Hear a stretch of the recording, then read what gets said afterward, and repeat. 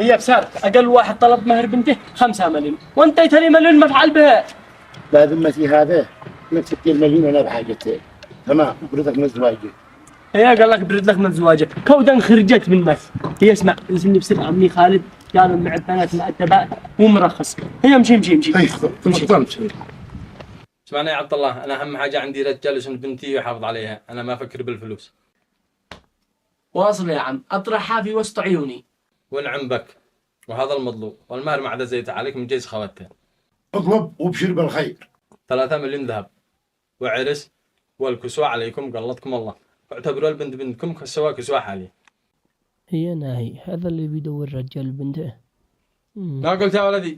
ها واشي يا عم، قلت لا عادك تنقص شويه، انت ريب الحال.